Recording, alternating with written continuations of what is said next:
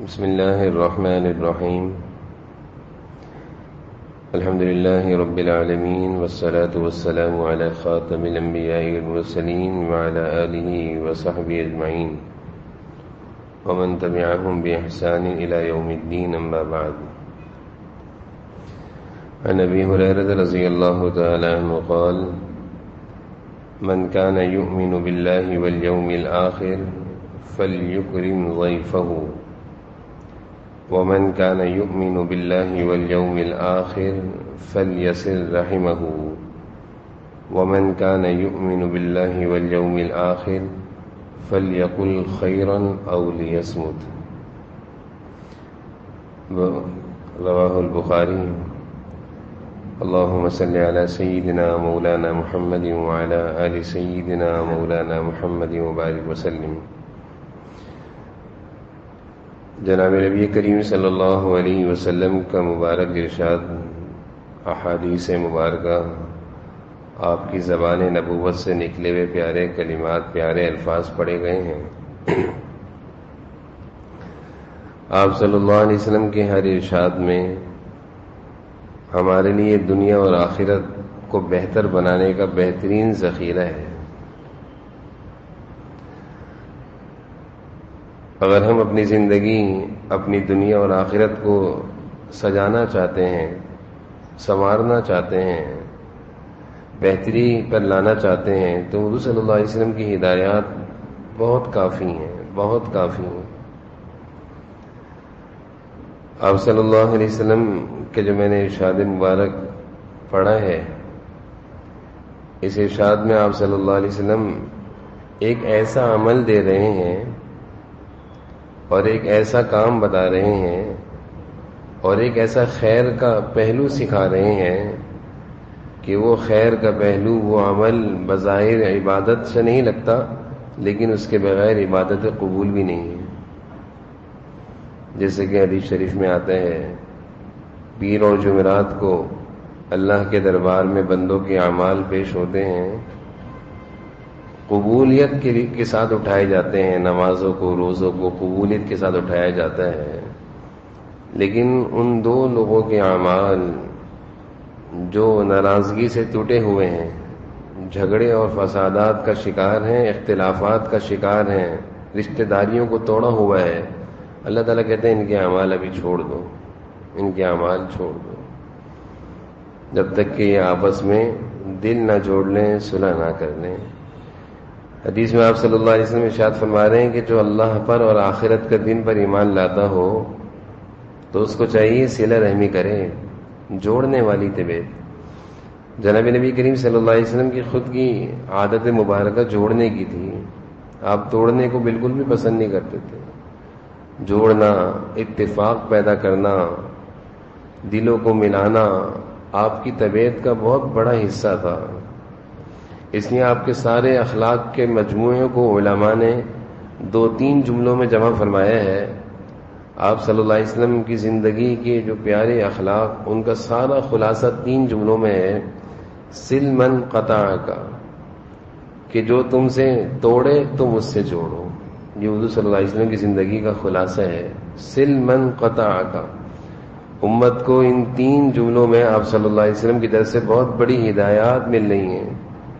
سل من قطعک، جو تم سے توڑے تم سے جوڑو، واعف عمن ظلمک، جو تم پر ظلم کرے تم معاف کر دو، کوئی تم سے زیادتی کرے معاف کر دو، اور تیسری چیز واحسن الی من اساء الیک، کوئی تمہارے ساتھ برا کر رہا ہے تم اس کے ساتھ اچھا کرو۔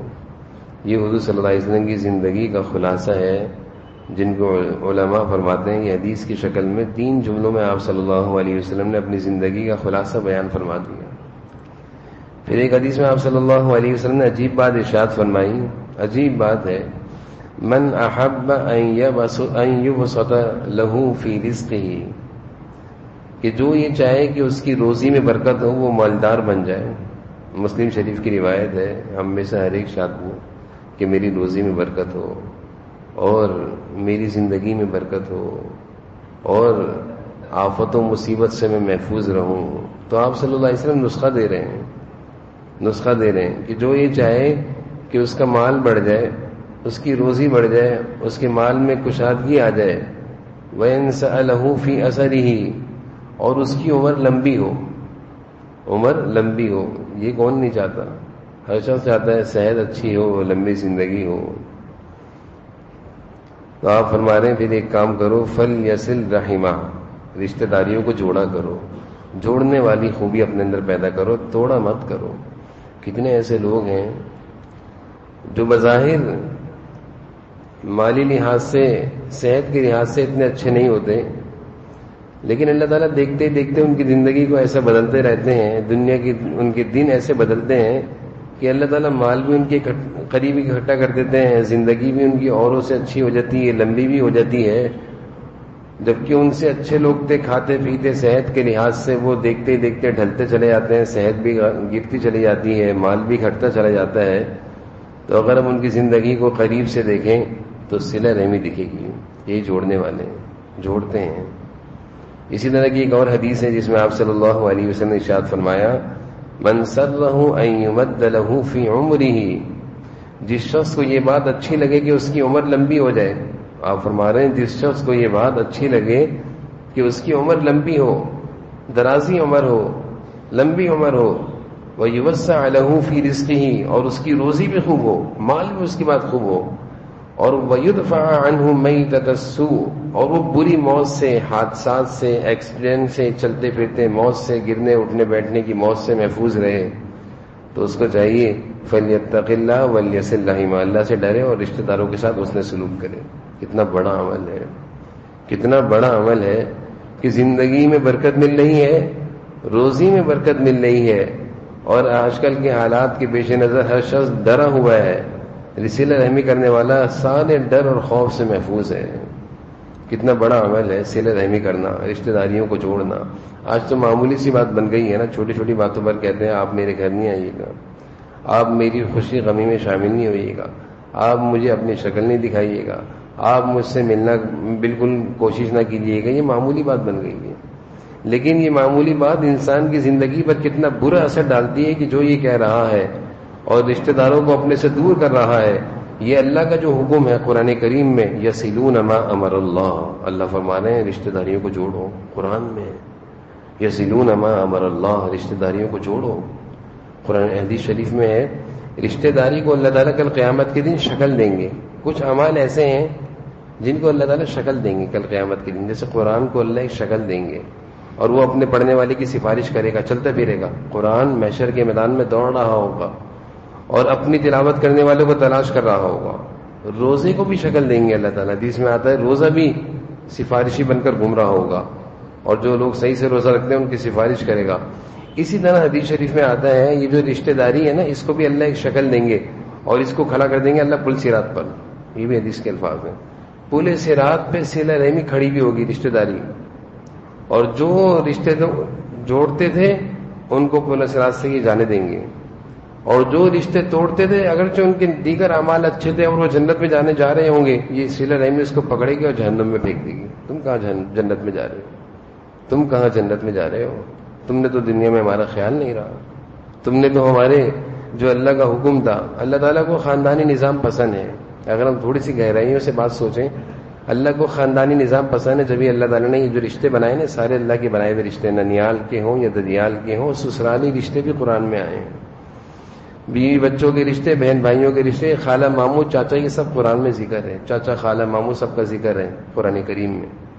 یہ اللہ نے بنائے رشتے، کیونکہ اللہ تعالیٰ اس دنیا میں خاندانی نظام کے تحت سب کو ملا جلا دیکھنا چاہتے تھے. علیحدگی کی زندگی، اکیلے کی زندگی اللہ کو پسند نہیں ہے.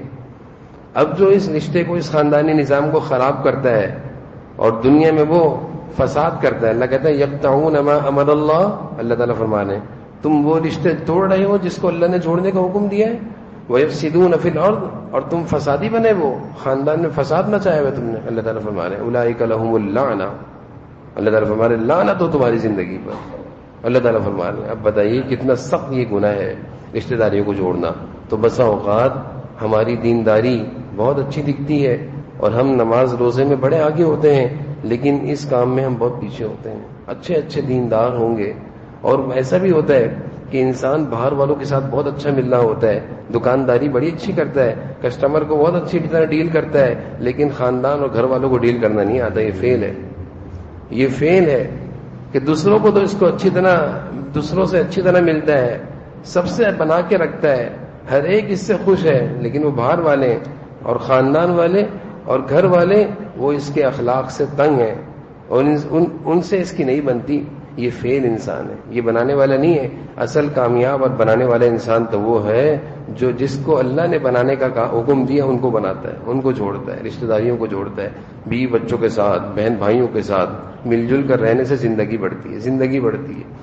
جس قدر انسان میں مل جل ہوگا اتنا وہ بیماریوں سے محفوظ ہوگا، حدیث کے مضمون سے معلوم چل رہا ہے. اور جس قدر انسان کوڑنے اور جلنے والا ہوگا اتنی اس کو بیماریاں لگی ہوں گی، بلڈ پریشر کی، شوگر کی، ساری بیماریاں جلنے اور کوڑنے سے لگتی ہیں اور پھر زندگی گھٹتی ہے.